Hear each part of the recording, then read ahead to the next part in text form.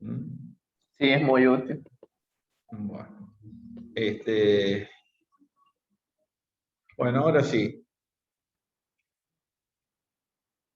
Vamos a arrancar con el capítulo 5.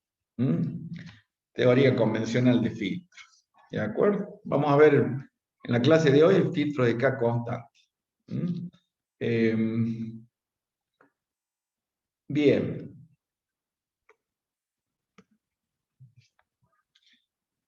Primero, ¿se acuerdan que venimos viendo, hemos visto redes, en teoría de circuito 1, cuadripolos, hemos visto en el capítulo 3.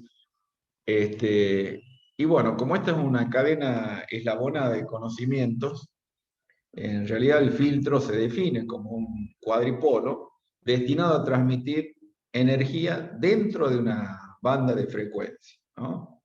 Y atenuarla fuera de esa banda. Quiere decir que son dispositivos denominados cuadripolos, que los vamos a utilizar, que son cruciales, son fundamentales para procesar una señal dentro de un rango de frecuencia a determinar. ¿De acuerdo? En electrónica es muy importante la definición de qué es lo que queremos procesar, qué señal queremos procesar y desde qué frecuencia hasta qué frecuencia queremos procesarla, tomarla, filtrarla, como se dice, y después, bueno, trabajarla con respecto a la ganancia, se puede amplificar, etcétera, etcétera. Entonces, podemos definir al filtro como un cuadripolo, justamente que va a transmitir energía dentro de una banda de frecuencia determinada y atenuar la señal fuera de esa banda. ¿Está claro? La clasificación, ustedes van a... yo creo que no hay dispositivo que tenga mayor cantidad de clasificación que los filtros. Los filtros se pueden clasificar de acuerdo a la ganancia, de acuerdo a la señal, de acuerdo a la frecuencia, de acuerdo al orden, de acuerdo al tipo de circuito, de acuerdo a la teoría de estudio y de acuerdo al espectro atenuado. O sea, una clasificación multivalente. Prácticamente siete parámetros de tipificación hay de filtros. Pero bueno, vamos a tratar de definirlos de acuerdo a cada uno de estos aspectos. Primero, de acuerdo a la ganancia, tenemos filtros activos o filtros pasivos. Ustedes saben que venimos viendo nosotros cuadripolos pasivos, es decir, que le incorporamos parámetros concentrados, elementos de parámetros concentrados como son RLC, ¿no? La resistencia, el inductor y el capacitor.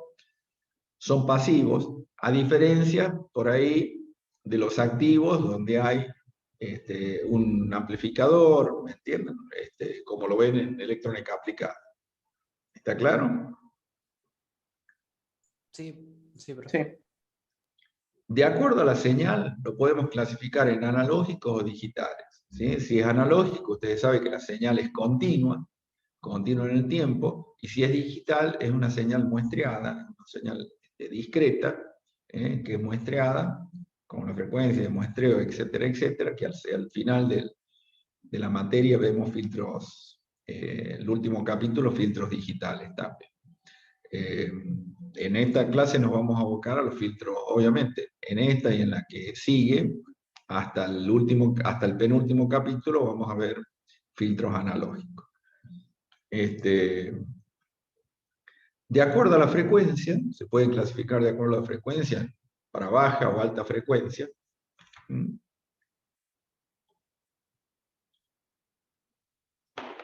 Es muy importante la clasificación.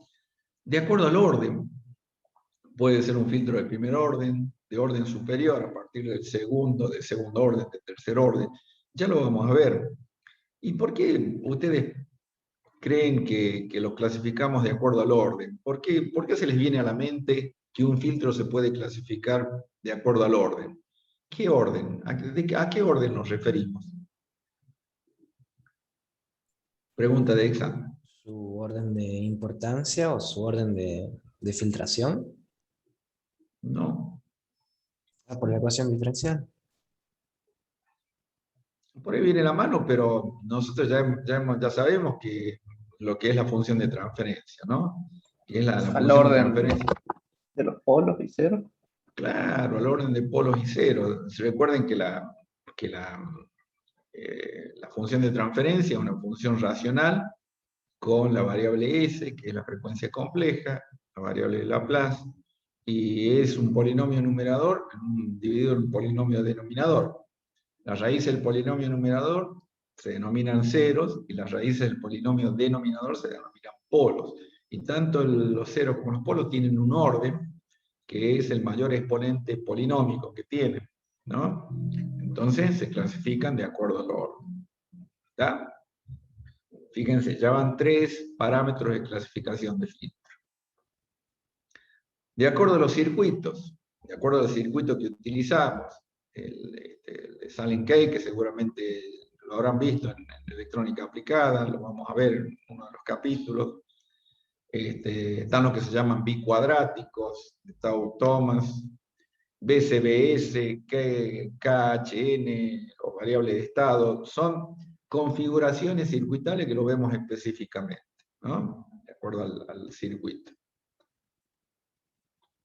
De acuerdo a la teoría, el quinto parámetro de clasificación, en la teoría hay una teoría convencional de filtro o clásica, que es la que se estudió siempre, y hay una teoría moderna. Las vemos a ambas nosotros. Vamos a ver las dos teorías, convencional y moderna. De acuerdo al espectro atenuado, es decir, de acuerdo a lo que vamos a atenuar, al espectro de frecuencia de la señal que vamos a atenuar, puede ser pasa banda, pasa bajo, pasa alto, elimina banda o pasa todo. ¿De acuerdo? Bueno, ¿cómo sería un pasabanda? Fíjese, esta función t de omega es una función de transferencia, ¿no? Es la función que va a caracterizar a ese filtro. Y como siempre, en abscisa vamos a tener la frecuencia. En este caso, la pulsación angular, recuerden que es proporcional en 6,28 a la frecuencia. Y bueno, ¿qué tenemos? Una frecuencia omega 1 y una frecuencia omega 2. Se llama frecuencia de corte inferior, frecuencia de corte superior, y la diferencia entre ambos es el ancho de banda, ¿sí? O sea, hay una banda de paso. Y acá con una amplitud unitaria, es decir, la amplitud máxima, es decir, el filtro pasabanda es el que deja pasar justamente con máxima amplitud en un ancho de banda comprendido entre ambas frecuencias. ¿De acuerdo? Pasabajos. El pasabajos es el que deja pasar justamente frecuencias desde cero hasta una frecuencia de corte superior, ¿sí? Y fíjense que el corte es abrupto. Todo esto hablando desde el punto de vista ideal. Fíjense que tenemos una máxima amplitud de la función transferencia del filtro, estamos hablando de la ganancia, ¿sí? Y abruptamente cae a cero. Entonces, idealmente no deja pasar ninguna señal a partir de una determinada frecuencia. Ese es el filtro pasa bajo. Pasa alto al revés. Es decir, para frecuencias bajas, la atenuación, la ganancia es nula, y a partir de una frecuencia de corte, ahí tenemos la máxima ganancia. Es decir, que deja pasar todas las señales a partir de esa frecuencia omega 1. ¿Por qué me aparece esta recta acá? Pregunta de examen.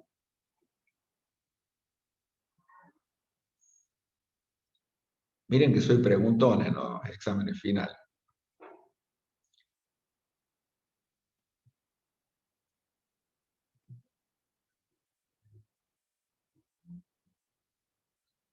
¿No vieron ningún tema donde a partir de una frecuencia aparece una recta de pendiente determinada. Sí, sí. ¿En qué tema vieron eso? ¿En qué capítulo?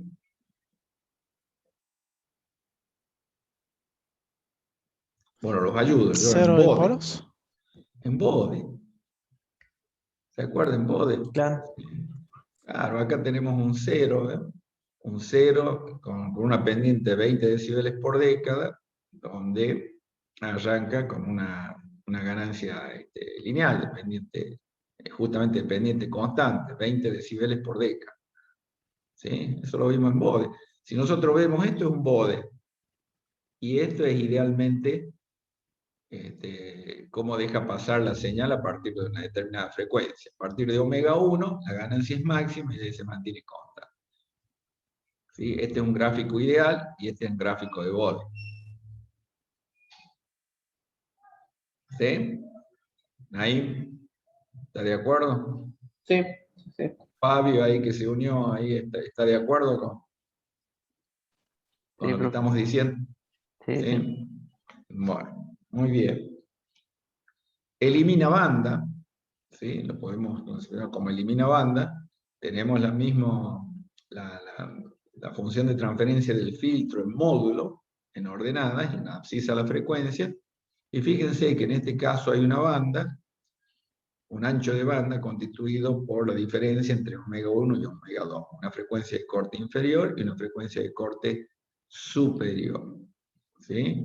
La ganancia es máxima hasta que en la frecuencia de corte inferior decae a cero, hasta la frecuencia de corte superior, y ahí vuelve a ser máxima. Significa que la señal ha sido atenuada completamente porque la ganancia es cero en este ancho de banda. ¿De acuerdo? Y acá lo mismo, ¿eh?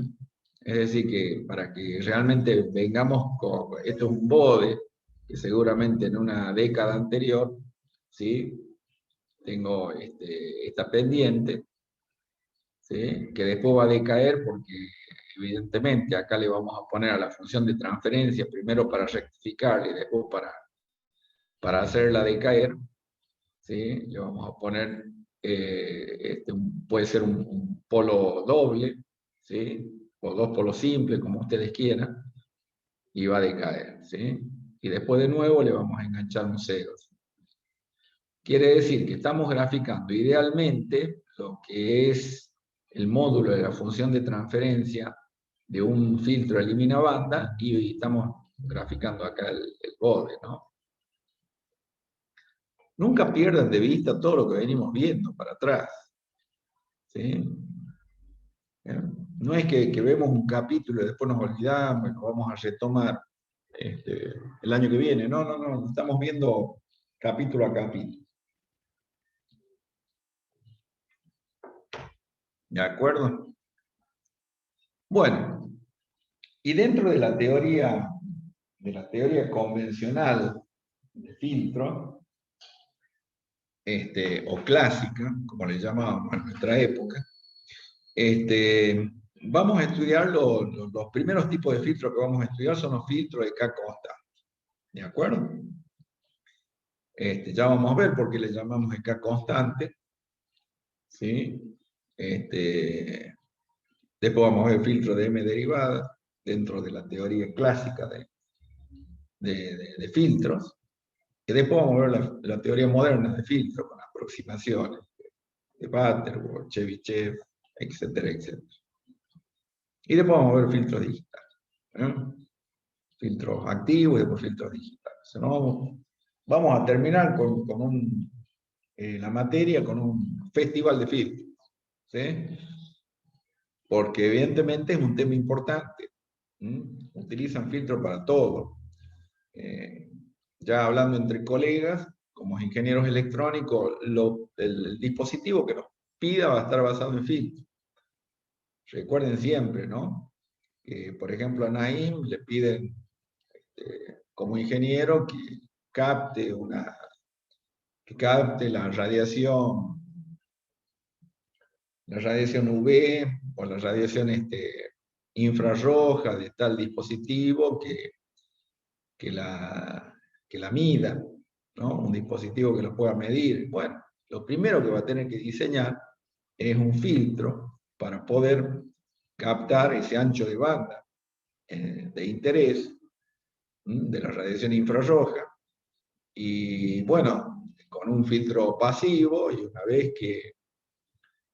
que la capture a la señal que le interesa, ¿sí? La compense, por eso le va a poner un compensador en el caso de que le produzca un desfasaje, como hemos visto en los capítulos anteriores. Entonces, le va a dar un factor de mérito, de calidad interesante al dispositivo de captación o al filtro, y después si quiere lo amplifica, ya lo procesa como quiere, ¿me entiendes? Pero todo es así, o sea, todo lo que nos pidan como ingeniero depende de la habilidad que tengamos de filtrar la señal en cuestión. ¿Está claro? Les cuento una anécdota. En el caso, interesa el filtro y interesa también el sensor, ¿no? Cómo capturamos, la radiación o el fenómeno en cuestión. ¿Quieren que les cuente una anécdota? Esta es real, ¿no? Díganme si quieren, si no, no se las cuento. Sí, sí, profe. ¿Sí? Sí, profe. Cuente, cuente. Cuente, profe, cuente. Bueno, en la Facultad Regional Mendoza, en la época que el decano era Cobos, que llegó a ser vicepresidente de la Nación, decano de la UTN, ahí nació los grupos en realidad tenían varios grupos de trabajo, grupos que generaban producidos propios, especializados bueno, el departamento de electrónica tenía un grupo de trabajo. Bueno, ahí me inicié yo, porque ahí hice la especialidad en Mendoza, de ingeniería clínica, por eso lo conozco al tema. Y me interesó mucho el grupo justamente de ingeniería clínica. Pero tenía grupos de ingeniería química, grupos de electromecánica, tenía muchos grupos que generaban producidos propios, y esa universidad se llegó a hacer tenía una sede como la nuestra, por ejemplo, y al lado se hizo un edificio de 5 o 6 pisos con producidos propios, donde están los laboratorios de los grupos de trabajo, salas de reuniones, donde está ciencia y técnica, todo con producidos propios. En la época que era decano Cobo, se estaba realizando un estudio a nivel mundial de las radiaciones cósmicas, ¿sí? Y lo llevaba adelante un laboratorio francés denominado Pierre Auger. Yo no soy muy erudito en el idioma francés, pero el laboratorio Pierre Auger de Francia le brinda servicios directos a la NASA. Entonces, en el mundo hace un mapeo, un estudio de dónde puede evaluar las radiaciones cósmicas de mejor manera. ¿Eso qué implica? Tener un cielo límpido, ¿no? que pueda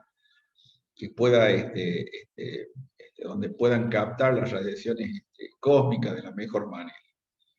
Cuando hacen ese mapeo a nivel mundial, cuando no Argentina, favorecido por la naturaleza, somos bendecidos por la naturaleza.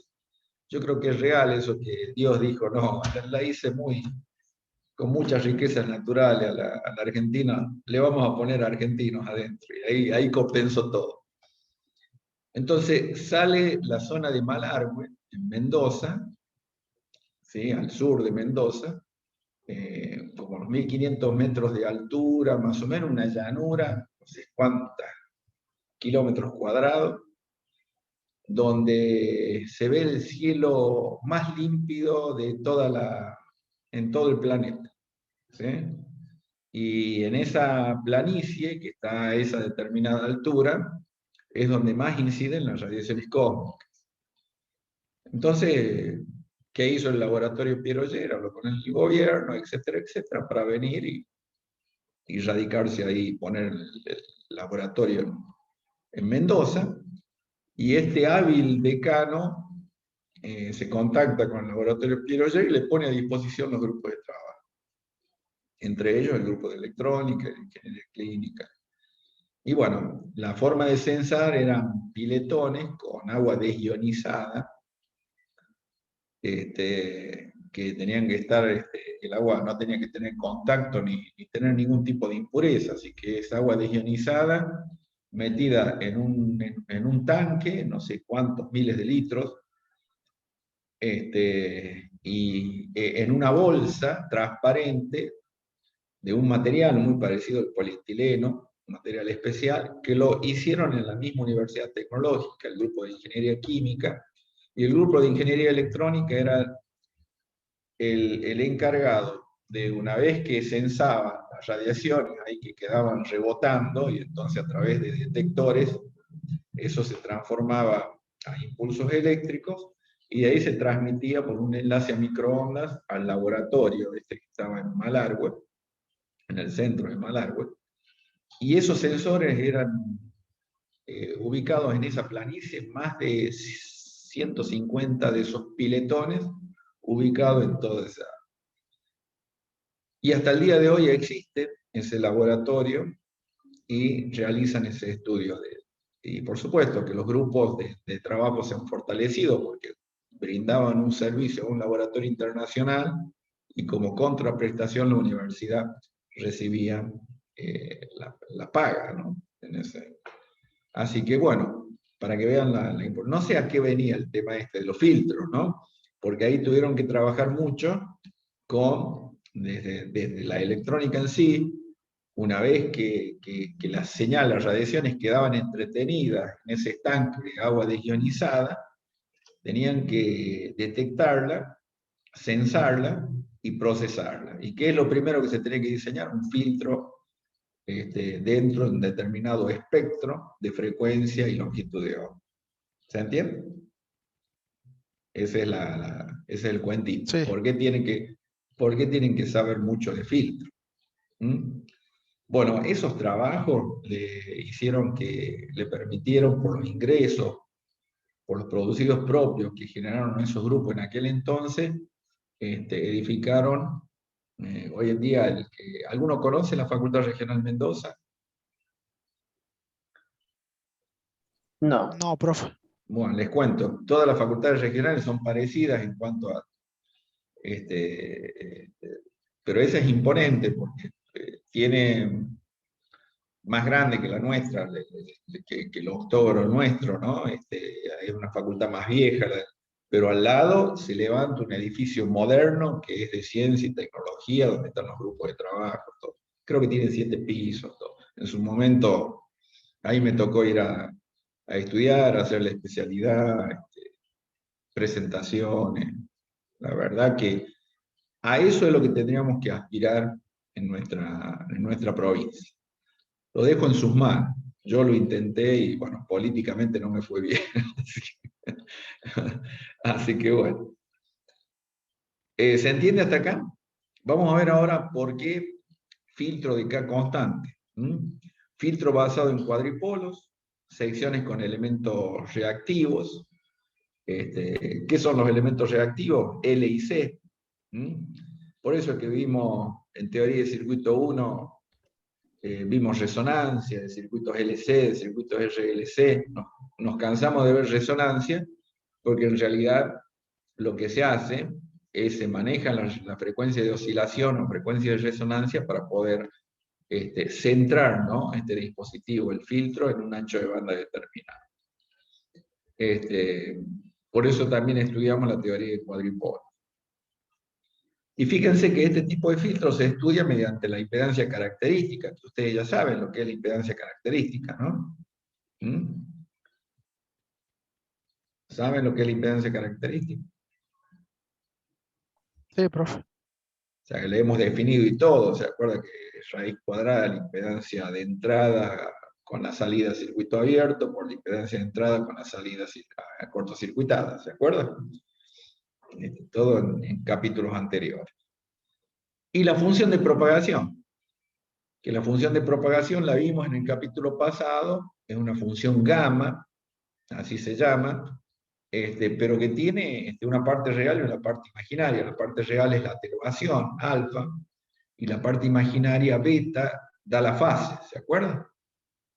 Y podemos calcularla en función de la impedancia característica, de los elementos del circuito. Podemos calcular la fase, está ligada íntimamente con las funciones hiperbólicas, ¿se acuerdan? Vimos la fórmula, ¿no? Del coseno hiperbólico, seno hiperbólico, que permitía determinar completamente la función de propagación, en cuanto a la atenuación, alfa, y en cuanto a la fase, que se denomina beta. ¿De acuerdo? Bueno, todo eso lo vamos a utilizar acá. Por eso esta introducción. ¿Por qué se llama de K constante? Porque si el circuito lo conforman dos impedancias, Z1 y Z2, ¿sí? El producto de ambas es igual a K al cuadrado, siendo K un valor constante, real y positivo. ¿De acuerdo? Ya vamos a ver. Y es utilizado con circuitos T, pi, escalera, etcétera, etcétera. Y la impedancia característica debe ser igual a la impedancia de carga. Pregunto, ¿por qué?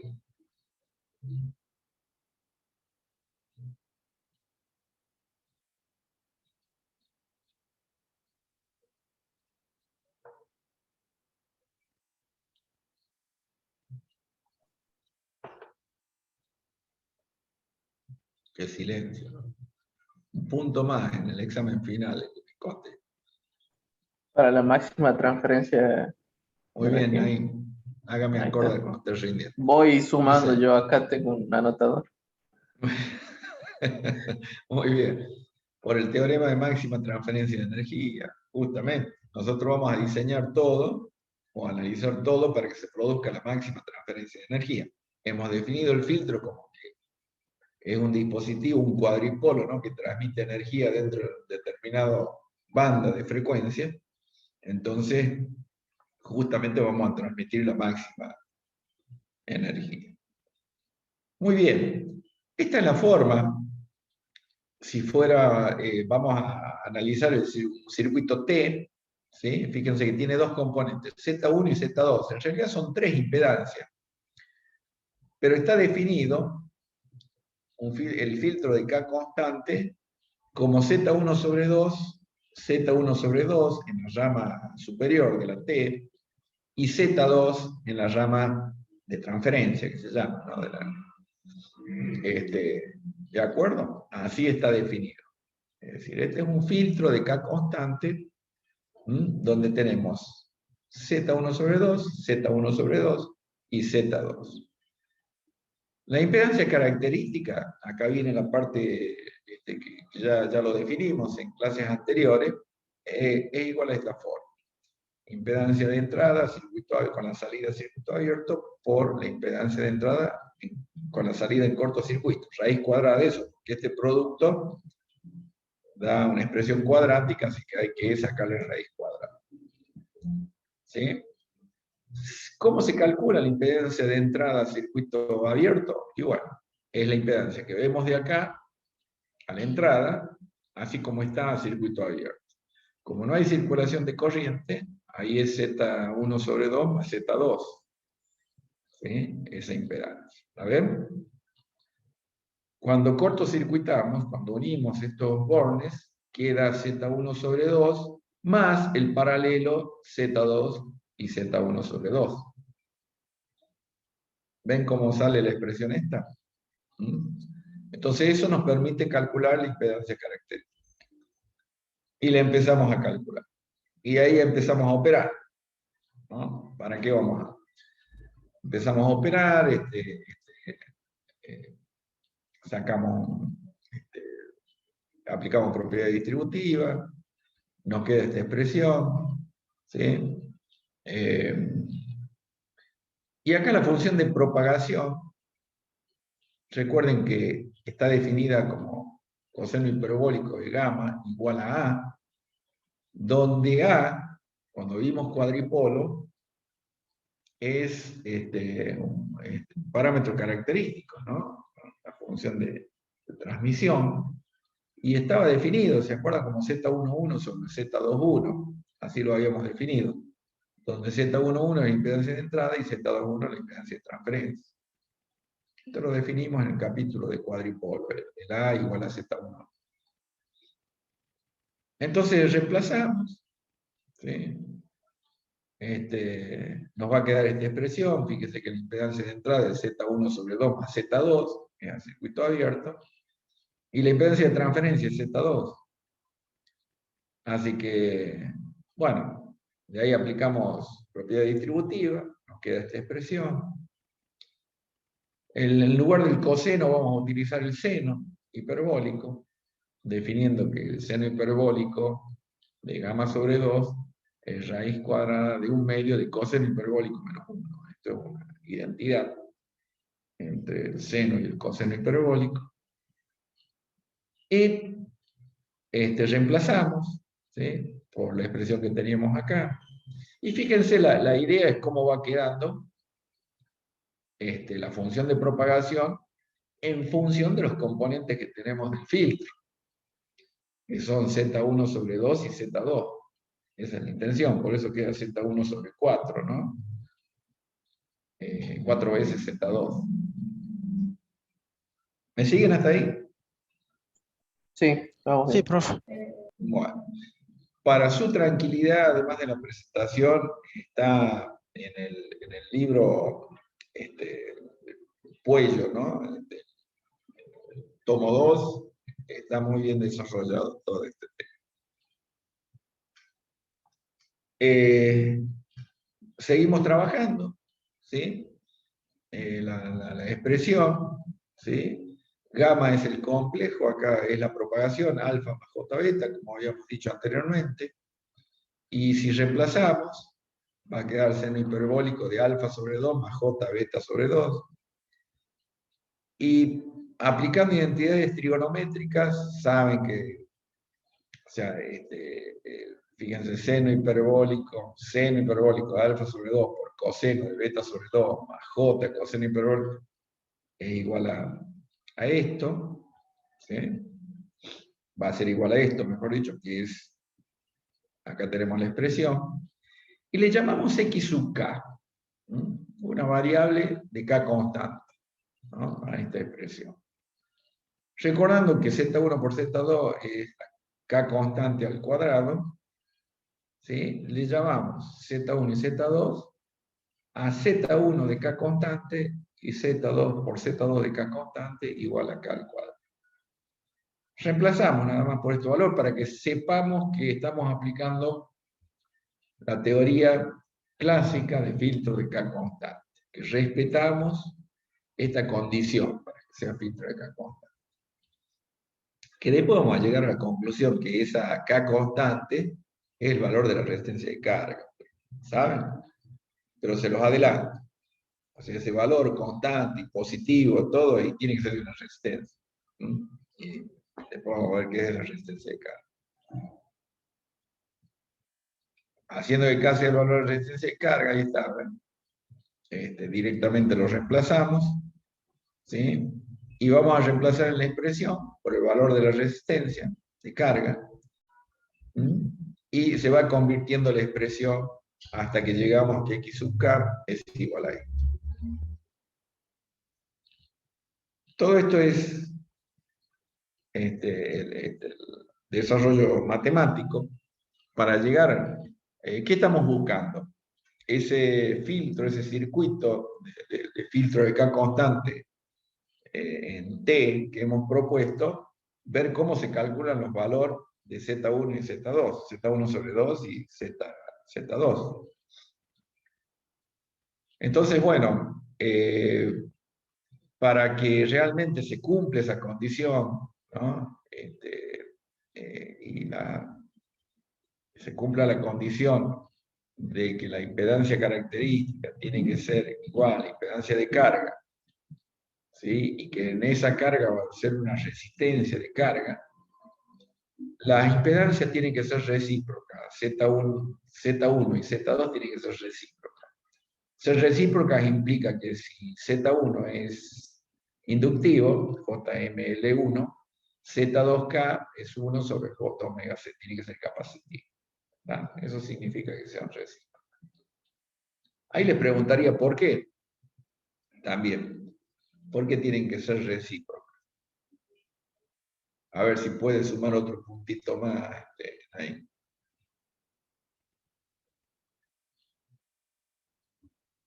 ¿Por la transferencia de energía para que sea constante? No, ahí es por el fenómeno de la energía reversible, que tiene que ser reversible. Y en electrónica tenemos que el inductor y el capacitor, ¿sí?, son la pareja por excelencia. Se complementan para que tener la energía entre ellos, ¿no? El matrimonio perfecto, el capacitor y la bobina, Claro, ¿sí? quise decir eso, pero lo dije mal, profe. Pero estaba bien encaminado entonces, ¿sí? Entre ellos van a tener entretener la energía para que el proceso sea reversible y encontrar la resonancia, ¿no? Tener una frecuencia de oscilación, que es lo que buscamos siempre.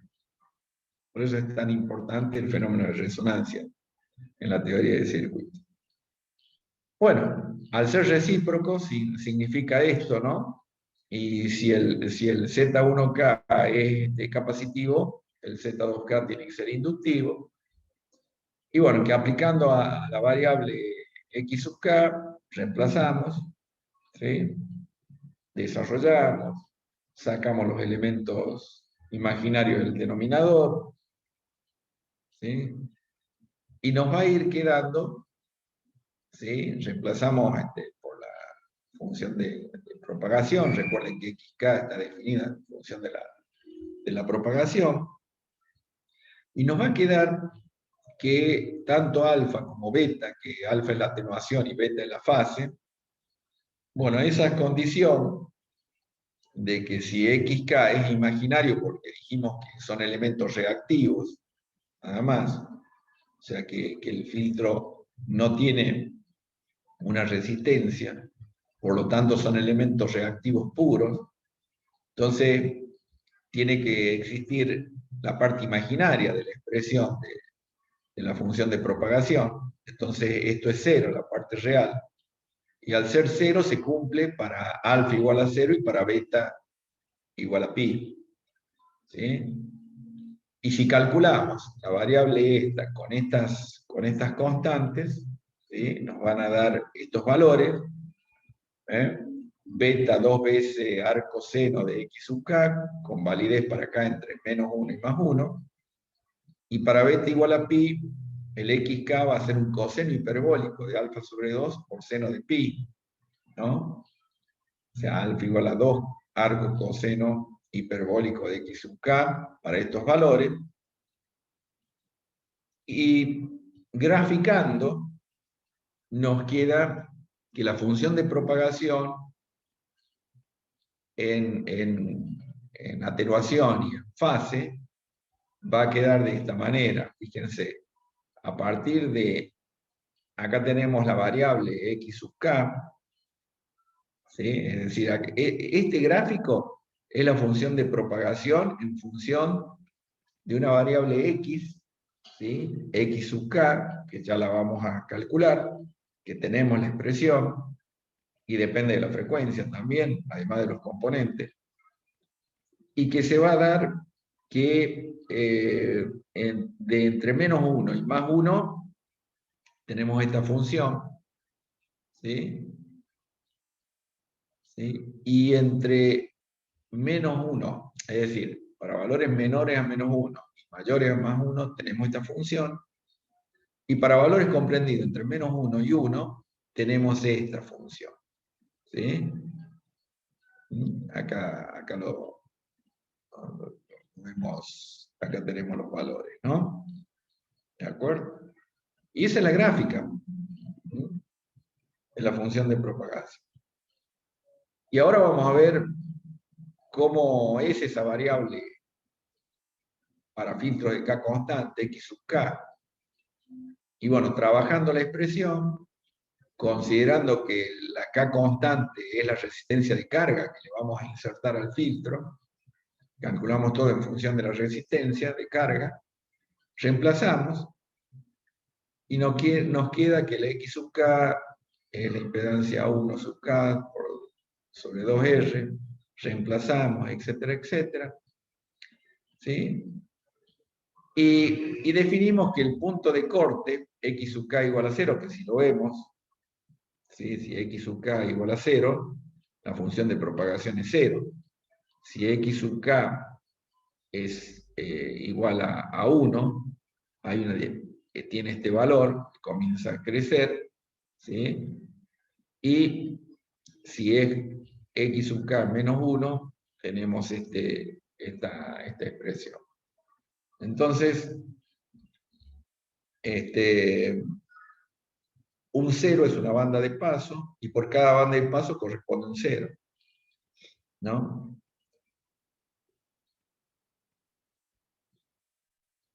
Entonces, en definitiva, ahora vamos a ver la naturaleza de acuerdo a la banda de paso de ese filtro de K constante. Es decir, lo que acabamos de ver es la función de propagación para un filtro de K constante, donde el requerimiento es que esa K sea la resistencia de carga para la máxima transferencia de energía, y que la impedancia característica sea igual, ¿sí? Que sea igual, la podamos calcular en función de la fórmula que conocemos, y que sea igual a esa K constante, a esa resistencia. Y vamos a analizar el caso particular que querramos diseñar el filtro pasabajo de K constante. ¿Se entiende hasta acá? Sí, sí se entiende. Es importante que se comprenda, pero después hay que ponerse, ¿sí? Disculpen un segundito.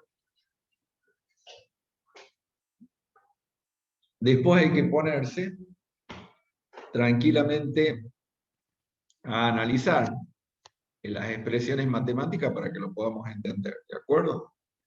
Así que, para que lo fijemos. No para que se acuerden de memoria, pero sí para que entiendan de dónde viene todo esto. Vamos a analizar un filtro pasabajo. ¿Cómo diseñamos un filtro pasabajo? Permite el paso de señales con frecuencia de 0 hasta una frecuencia de corte. ¿Sí? La banda de paso pertenece al tipo extremo o exterior, tiene un solo límite que es el superior. Entonces la función Z1 acá debe tener un 0 en el origen, y esta propiedad la tiene el inductor. ¿Por qué? Porque la impedancia, ¿sí? La impedancia inductiva es J omega L1. Ahí le ponemos L1. ¿Sí? Y para que, en el origen, para que sea 0, justamente se anula cuando la frecuencia es 0. Y como Z2K debe ser recíproco para cumplir la condición de K constante, entonces la Z2K debe ser 1 sobre J omega C. Y fíjense que acá en 0, para el capacitor, esto tiende a infinito. Y recuerden que Z1K con Z2K tienen que ser recíprocas, por eso, si uno es una inductancia, el otro tiene que ser una capacidad. ¿Está claro, no? Esto es va a tener esta forma el filtro, ¿no? Z1K sobre 2 va a ser L1 sobre 2, Z1K sobre 2 L1 sobre 2, y Z2K es un capacitor. ¿Está? Entonces, esto va a ser el filtro pasabajo de K constante. Si nosotros lo vemos, lo analizamos conceptualmente, es lógico, por la rama superior, por donde va a venir la señal, ¿sí? A frecuencias bajas, ¿sí? La impedancia que le ofrece la rama superior es nula, ¿no? O chiquita. Entonces las señales van a pasar. A medida que aumenta la frecuencia, la reactancia inductiva en la parte superior va creciendo y le ofrece más resistencia. Entonces la señal va a tener dificultad de pasar a medida que aumenta la frecuencia. ¿Está claro, no? Porque el diseño de un filtro pasabajo de K constante es en la rama superior de la T una inductancia o dos inductancias y un capacitor en la rama de transferencia. Sigamos con la matemática. Entonces, al establecer esta condición entre Z1K y Z2K, reemplazamos, ¿sí? Y vamos a lograr esta expresión. Fíjense que ya vamos teniendo todo en función de L1 y C2. Reemplazamos en el valor xk, que x, recuerden que es la variable de la función de propagación, ¿no? Y acá ya la ponemos en función de la impedancia de carga, que es lo que la fórmula que habíamos logrado anteriormente. ¿Sí? Y cuando reemplazamos, ¿sí? Podemos despejar de acá L1, ¿sí? Y L1 va a ser igual a 2R por X sub K sobre omega. Y para la frecuencia de corte, X sub K igual a 1, ¿sí? Reemplazando para esa frecuencia de corte. ¿Por qué le damos el corte? Justamente porque queremos, recuerden que el filtro pasa abajo, es un 0 en el origen y después tiene una frecuencia de corte donde a partir de ahí, ¿sí? Va a atenuar la señal para no dejar pasar frecuencias superiores a esa frecuencia de corte. Entonces, reemplazando, fíjense, teniendo la unidad acá, ya puedo despejar L1. Y L1 es el valor de la inductancia de la rama superior del filtro pasa abajo, que es igual a 2R, o sea, 2 veces la resistencia de carga, sobre la frecuencia de corte. Y ahí ya tenemos la fórmula del diseño de L1. ¿Sí? Sabemos que las inductancias van a ser L1 sobre 2 y L1 sobre 2, o sea, tenemos que dividirlo en 2 a L1, ¿no? ¿Está?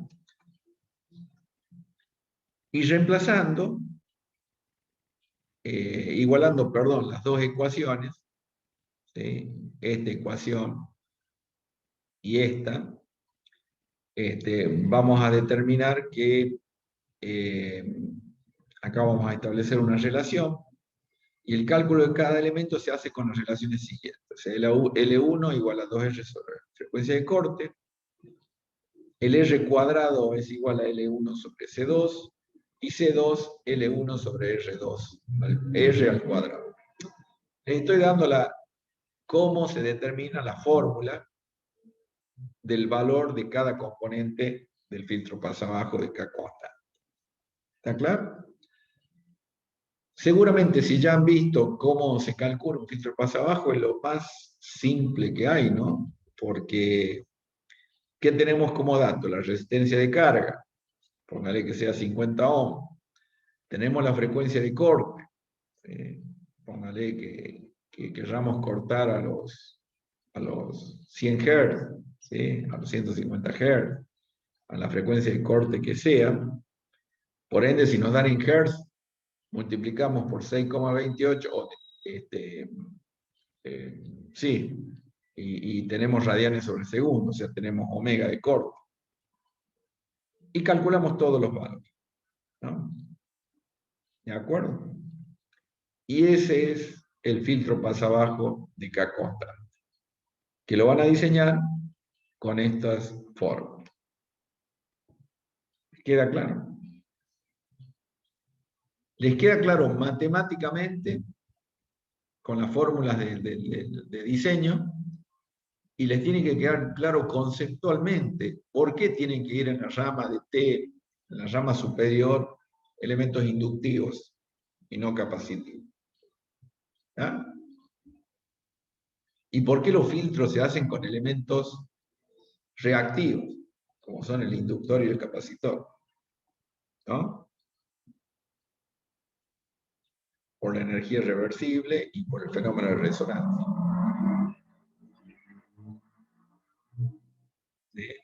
un elemento resistivo implica una energía irreversible que se disipa, o sea que va a influir en la atenuación nada más. En cambio, los elementos reactivos, L y C, producen resonancia. Se escucha ahí el ruido de los vehículos que pasan, ¿no? Un poco la moto de recién, pero no mucho. Tremendo, tremendo. Bueno, es así todo el día. Bueno,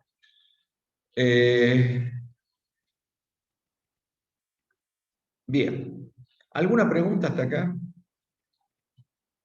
No, profe. Teoría convencional de filtro, teoría clásica, filtro de K constante, se llama de K constante porque es una condición, ¿no? Que el producto de las impedancias en juego, Z1 y Z2, es K al cuadrado. Ese K al cuadrado tiene que ser real, positivo y finito, entonces lo vamos a hacer igual por teorema de máxima transferencia de energía al valor de la resistencia de carga, ¿sí? Porque para que se dé eso, la resistencia de carga tiene que ser igual a la impedancia característica del circuito, a la impedancia que veo de la entrada, de la salida y todo, para lograr la máxima transferencia de energía. Está claro, ¿no? A partir de ahí se desarrolla todo en función de la función de propagación, que es una función matemática, que es compleja, tiene una parte real y una parte imaginaria. La parte real es de atenuación, alfa, y la parte imaginaria es la fase. Es muy importante la fase, porque recuerden, la fase, si la invierto la fase, después de algún modo tengo que compensar, porque ya estoy incidiendo en la señal, y la señal la tengo que tratar como si fuera una dama, ¿no? Es decir, tratarla, llevarla de la mano, ¿sí? Que no se despeine, nada, ¿no? Para eso me habla de la calidad del dispositivo. ¿Está? Entonces, bueno, yo a lo mejor la estoy tratando muy bien desde el punto de vista de la atenuación, que no atenúa, pero lo que le estoy insertando, estos elementos reactivos, todo eso me produce una inversión de fase, todo que eso es la que tengo que trabajar después. ¿Queda claro, no? Bien. ¿Cómo sería el pasaltos? ¿Cómo estamos con el tiempo? ¿Estamos bien? ¿Estamos mal? 22 ya. El filtro pasa alto permite el paso de señales con frecuencia igual o superior a una frecuencia de corte, a diferencia del paso abajo, ¿no? Y la función ZA1 debe tener un 0 en el infinito. ¿Me entienden? El paso abajo tenía un 0 en el origen, para que pueda captar el... recuerden que en bode, un 0 en el origen da en la función en el módulo de la función de transferencia un crecimiento con una pendiente de 20 decibeles por década. ¿Se acuerdan de eso, no? Entonces, ese era en el pasa abajo. En el pasa alto debe tener un 0 allá a lo lejos, ¿sí? En la teoría, en el modelo matemático, en el infinito, para que deje pasar las señales de alta frecuencia. ¿Queda claro? Entonces, para tener un 0 en el infinito, la propiedad la tiene el capacitor, 1 sobre J omega, ¿sí? Si cuando más alta la frecuencia, cuando tiene infinito la pulsación, va a tender a 0 la impedancia, ¿sí? Entonces, y como debe ser el recíproco, el Z2 de K constante, la impedancia 2 debe ser un inductor. ¿Qué le estoy diciendo? Que sería al revés. Ahí está, ¿no? Sería en la rama superior dos capacitores denominados C1, ponemos 2C1 y 2C1, y un inductor en la rama de transferencia de la T. ¿Está claro? Sí. Bien. Teniendo esa condición, lo mismo, ¿no? Reemplazamos Z1K y Z2K en el valor de la impedancia característica. Ya sabemos que la K es la resistencia de carga. Entonces hacemos exactamente el mismo juego hasta que llegamos a determinar el valor de la capacidad. ¿Sí? Y para el valor de la frecuencia de corte, ¿no? -1, vamos a, ¿por qué -1? Justamente por la naturaleza que da, fíjese, capacitor me da una expresión negativa, la expresión de C1, por lo tanto, para eliminar, como nosotros estamos sintetizando un filtro, ¿tá? Y para sintetizar un filtro, no voy a sintetizar en un valor negativo, porque no hay capacidades negativas ni inductancias, ni valor de inductancia negativa. Entonces, como vimos en el esquema de la función de propagación, que es entre -1 y 1, elegimos para -1, entonces me queda menos por menos más, se me va, y ahí sí despejo tranquilo el capacitor, que está en función de la resistencia de Carr y la frecuencia de corte. Igualamos las dos ecuaciones, hacemos exactamente lo mismo, y nos quedan las expresiones de diseño. C1, ¿sí? Acá hay una relación entre resistencia y carga entre L2 y C1 y L2. ¿De acuerdo? Y ese es el circuito. ¿Les queda claro? Lo más simple que hay es simplemente aplicar la fórmula. Es decir, si no se acuerdan de memoria, van a cómo es el filtro pasalto de K constante, tiene esta disposición. Vamos a, como dato, vamos a tener la impedancia de la resistencia de carga que le vamos a acoplar. Entonces, y la frecuencia de corte, ¿sí? En el infinito, por decirlo así, en el infinito, la frecuencia de corte superior. Y en función de esos dos valores, calculamos todos los elementos. Con esta forma.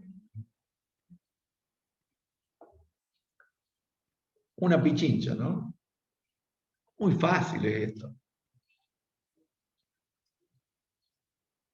Un par de fórmulas nomás.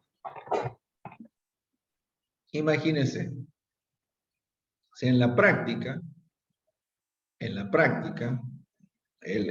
sintetizar esos componentes, un filtro de K constante, pasa bajo, pasa alto, van a ver, pasa banda, elimina banda, es muy simple aplicar la fórmula. ¿Está claro? Ojo que en el examen final pregunto. Me gusta preguntar de dónde salen todas esas fórmulas, ¿no? Pero a los fines prácticos, digamos que ustedes van a ser especialistas. Ya van a decir, bueno, ustedes se van a manejar a un nivel que directamente van a decir, para este caso, y me conviene hacer un filtro de K constante, un filtro de M derivado o no, hacer una aproximación de Butterworth, de Chebyshev. Eso lo van a decidir ustedes en función de los requerimientos de diseño que les pido. ¿Está? Bien. ¿Qué pasa?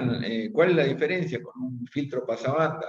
En el caso de pasabanda, permite el paso de señales con frecuencia igual o superior a una frecuencia llamada de corte inferior, omega C1, y una frecuencia de corte superior, omega C2. Eso determina un ancho de banda, ¿no? Entre omega 1 y omega 2 de corte. La función Z1 debe tener un 0 por cada banda de paso, y es un sistema resonante. Eso determina que Z2K sea un sistema resonante dual. Entonces Z1K es una asociación LC en serie y Z2K una asociación LC en paralelo. Si vamos a ver, para que sea pasabanda, el circuito tiene que ser así, ¿no? La rama superior, un LC serie.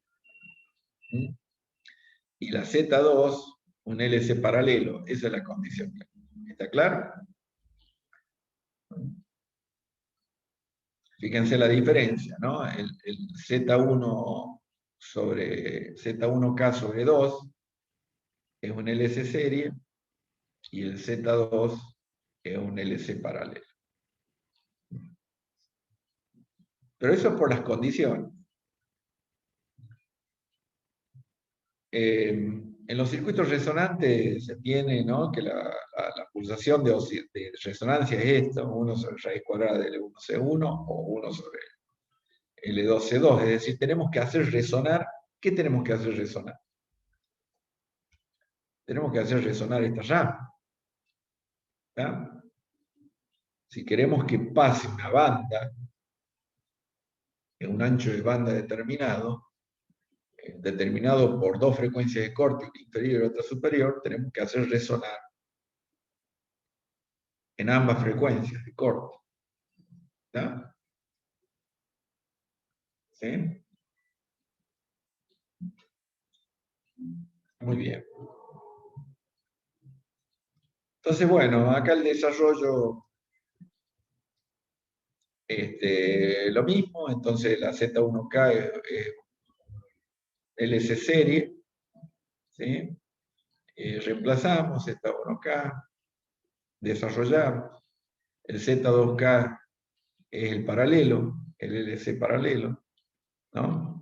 Fíjense que trabajamos directamente con omega, ¿no?, que es la frecuencia imaginaria con la pulsación. Y vamos a determinar esta expresión, L2 por C2 es igual a 1 sobre la frecuencia de oscilación, ¿sí? Despejamos L2, y en función de Z2K, que es el paralelo, que también lo llevamos lo trabajamos, ¿no?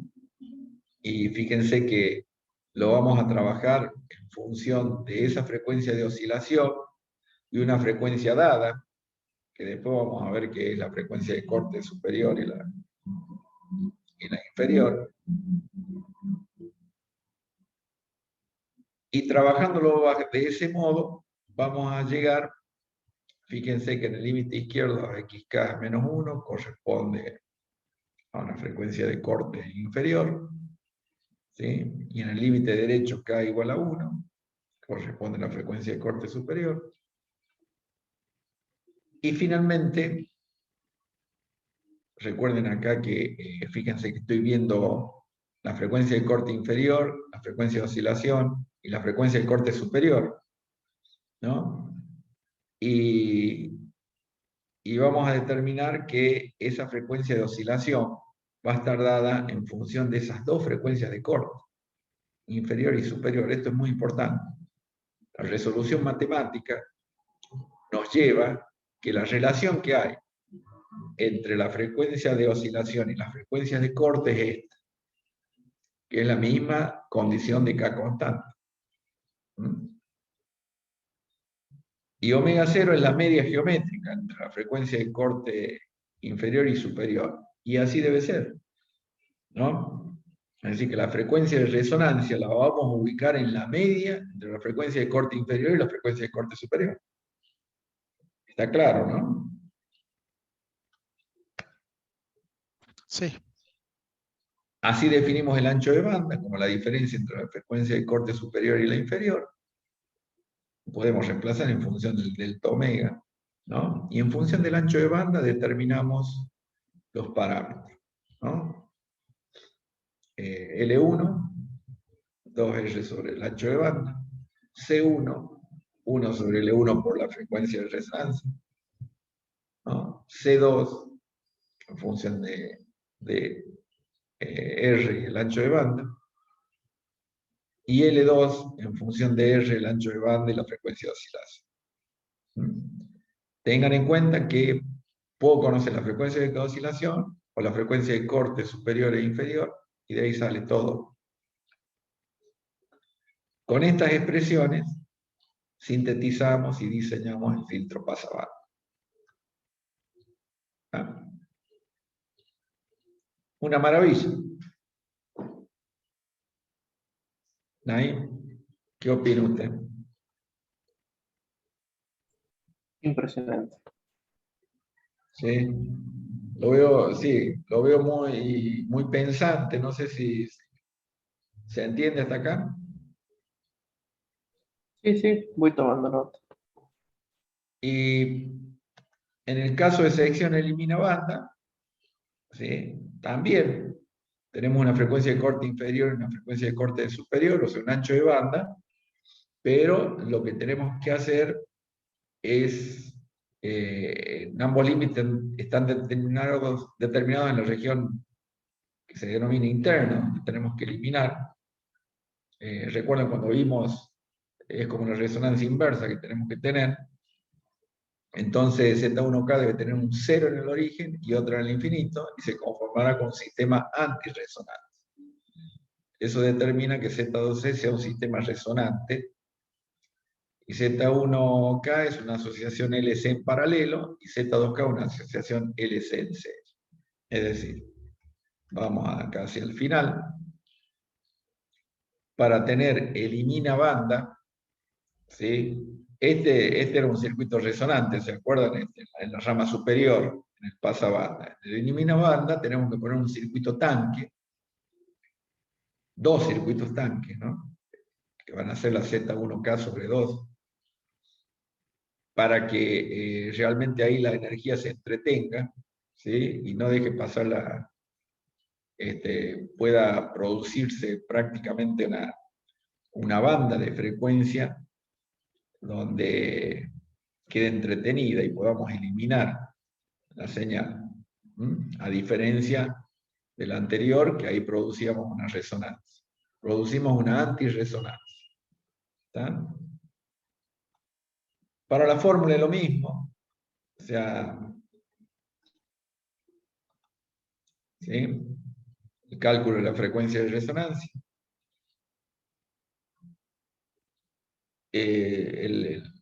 Partimos de lo mismo, nada más que invertido, la Z1K y la Z2K.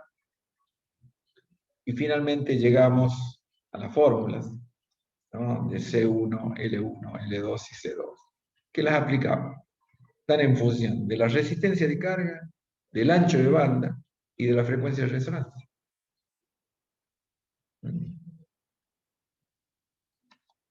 ¿Sí?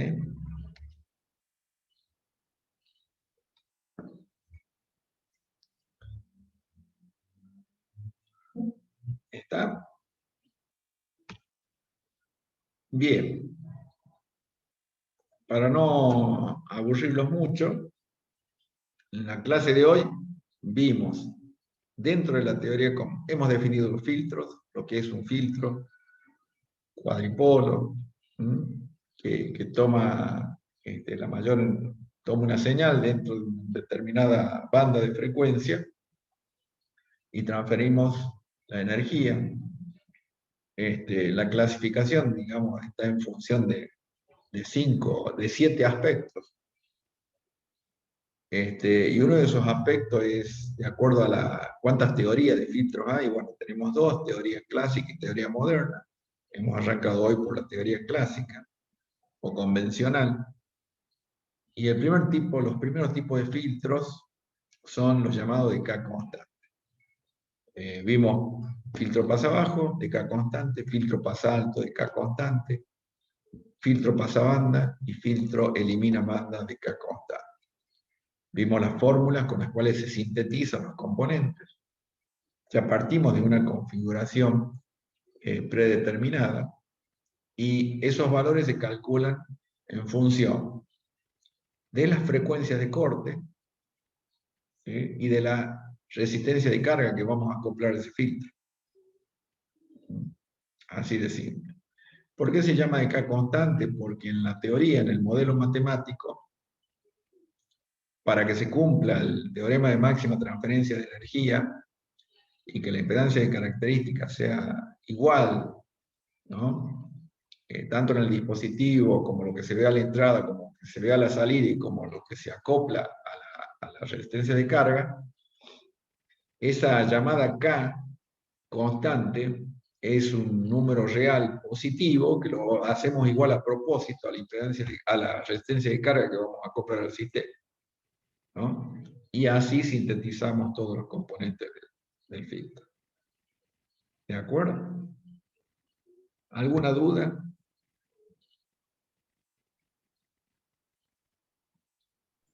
No, profe. Muy claro todo. Cada vez somos más poquitos, che. Eso me hace pensar que realmente Deben ser aburridas las clases. Díganme la verdad. Estamos acá. Espera un poquito. Vamos a cortar la grabación porque esto puede ser utilizado en mi contra.